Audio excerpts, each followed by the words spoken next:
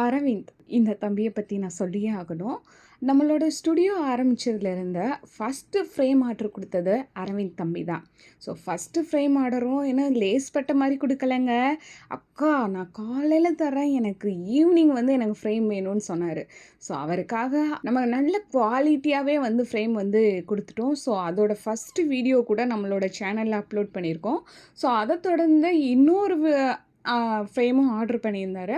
So அந்த ஃப்ரேமும் பார்த்தோன்னா அதுவுமே அவசரமாக தான் அக்கா காலையில் கொடுத்துட்டேன், எனக்கு ஈவினிங் வேணும் அப்படின்னு சொல்லிட்டாரு. ஸோ அதே மாதிரி நம்மளும் வந்து தம்பி கேட்டுட்டாங்க அப்படிங்கிறதுக்காக வந்து ரெடி பண்ணி கொடுத்துட்டோம்.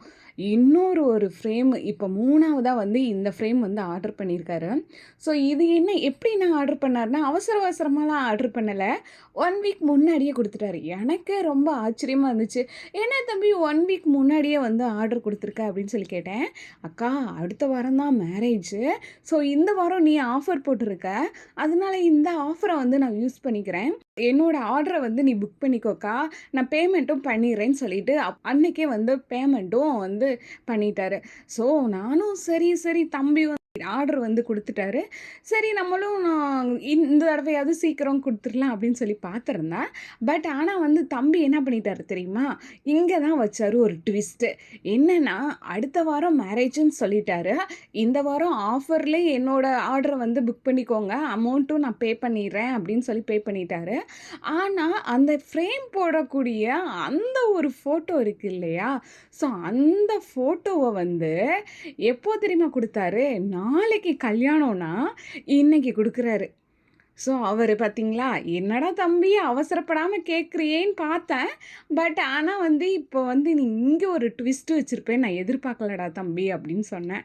ஸோ அக்கா ப்ளீஸ்க்கா அப்படின்னு கேட்டார். ஸோ நம்மளோட கஸ்டமர் வந்து நம்மக்கிட்ட கேட்கும் போது இல்லைன்னு சொல்ல முடியாது இல்லையா. ஸோ அதனால உடனே வந்தால் தம்பிக்கு வந்து இந்த ஃப்ரேமை வந்து நானும் ரெடி பண்ணிட்டோம். ரெடி பண்ணதுக்கப்புறம் தம்பி உன்னோட ஃப்ரேம் வந்து ரெடியாக இருக்குப்பா, வந்து வாங்கிக்கோ அப்படிங்கிறேன். அக்கா நான் ரொம்ப பிஸியாக இருக்கேன், என்னால் இப்போ வர முடியாது, நான் மார்னிங் வந்து ஒரு 6 வந்து வாங்கிக்கிறேன் அப்படின்னாரு. என்ன தம்பி மார்னிங் தானே மேரேஜு, நீ மார்னிங் வந்து வாங்குறேன்னு சொல்கிற அப்படின்னு. ஆமாக்கா இங்கே வேலை நிறையா இருக்குது அப்படின்னு சொல்லிட்டாரு. சரி தம்பி ஓகே பாரு அப்படின்னு சொல்லிட்டேன். அதுக்கப்புறம் என்னன்னு தெரில, தம்பி வந்து மார்னிங் வந்து ரொம்ப ஒர்க்காக இருக்கும் அப்படின்னு சொல்லிட்டு நமக்கு வந்து அப்போயே ஒரு 1 ஹவர்லேயே வந்து அவங்களோட ஆர்டரை வந்து வாங்கி பிக்கப் பண்ணிக்கிட்டாங்க.